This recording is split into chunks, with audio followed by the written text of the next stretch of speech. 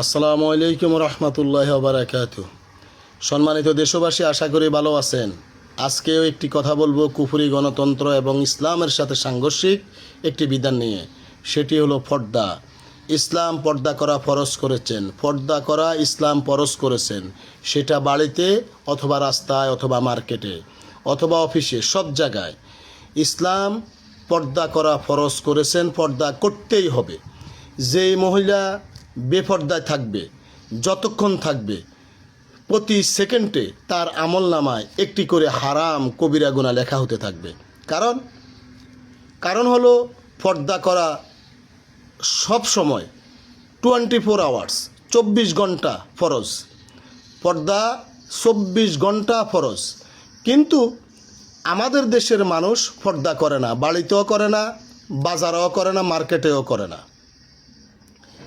আমাদের দেশে ইসলামের বিধান হলো পর্দা করতেই হবে। আর কুফরি গণতন্ত্রের আইন হলো কুফরি আইন, হারাম আইন, ইসলামের অপোজিশনের আইন। সেটা হলো যার ইচ্ছা সে পর্দা করবে, যার ইচ্ছা সে পর্দা করবে। এই কারণে আমাদের দেশে পর্দা নেই বললেই চলে। বোকরা একটা গায়ে দেয় কোনো রকম অনেকেই, কিন্তু এই বোকরা গায়ে দিয়া দুনিয়ার যত নোংরা কাজ সব করে।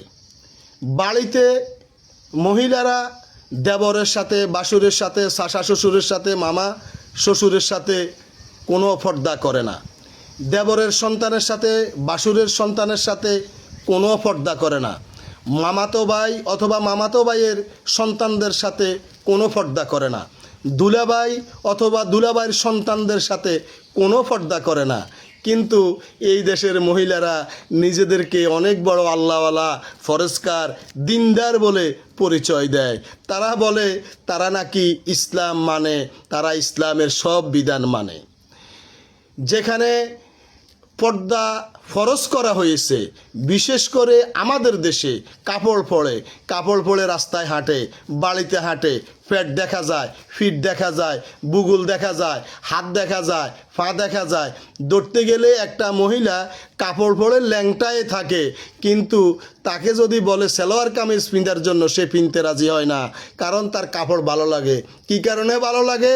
কাপড় যদি পিঁধে, তাহলে কাপড় পরলে সে ল্যাংটা থাকতে পারে।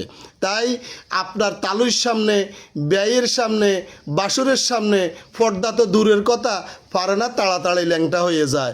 বাসুরের ছেলে, দেবরের ছেলে, এদের সাথে তো কোনো পর্দায় নাই। কয় এগুলা নাকি সন্তানের মতো, এগুলা নাকি সন্তানের মতন।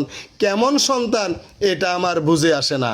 এই কারণে দেখুন, আমাদের দেশের মানুষ তালয়ের সামনেও পর্দা করে না। তালয়ের 14 গোষ্ঠী যা আছে তাদের সামনেও পর্দা করে না। নিজের স্বাস্থ্য ভাই, জ্যাঠতো ভাই, মামতো ভাই, খালাতো ভাই, ফুফাতো ভাই, এদের সাথেও পর্দা করে না। এদের সন্তানদের সাথেও পর্দা করে না। আপনার দেখেন আমাদের দেশে দুলাভাইয়ের সাথে পর্দা করে না, দুলাভাইয়ের সন্তানের সাথেও পর্দা করে না, দুলাভাইয়ের ভাইয়ের সাথেও পর্দা করে না, দুলাভাইয়ের ভাইয়ের সন্তানদের সাথেও পর্দা করে না। আবার বলে তারা নাকি ইমানদার, তারা অনেক ভালো, ইমানে শক্তিশালী। কৌরে বাবা রে, আমরা ইসলাম বুঝি, আঙ্গত্তন ইসলাম কেড়ে বুঝে? হ্যাঁ, আমরা ইসলাম বুঝি। তাই এই বাংলাদেশে সবচেয়ে নোংরামি বাড়িতে। কারণ এই দেশের মহিলারা বাড়ির পাশের ছেলেদের সাথে, বিবাহ উপযুক্ত সন্তানদের সাথে ল্যাংটা হয়ে চলাফেরা করে। কয় ওরে আরে ওইতে দেখছি, এ আঙ্গ সন্তানের মতো, এর লগে পর্দা করবো কেন? এই কথা বলি, তার পাশে যাই, ল্যাংটা হয়ে বসে থাকে। আয় হায়, ওই ছেলে বিয়ে করছে, হারানা প্রতি বছর 3 করে সন্তান জন্ম দেয়, আর হ্যাঁ বলে সন্তানের মতন হ্যার গাল লগে যায় বসে থাকে, হ্যাঁ হু করি হাসাহাসি করে। কি বলবো এই জাতির কথা? এই জাতিকে কি বলে বুঝাবো যে একটি সন্তান, শুধু নিজের গর্ভে যে সন্তান নিয়েছে তারা, এবং কি তার ভাইয়ের সন্তান, তার ভাইয়ের সন্তান এবং তার সন্তান, বোনের সন্তান, এদের সাথে দেখা সাক্ষাৎ করা যাবে?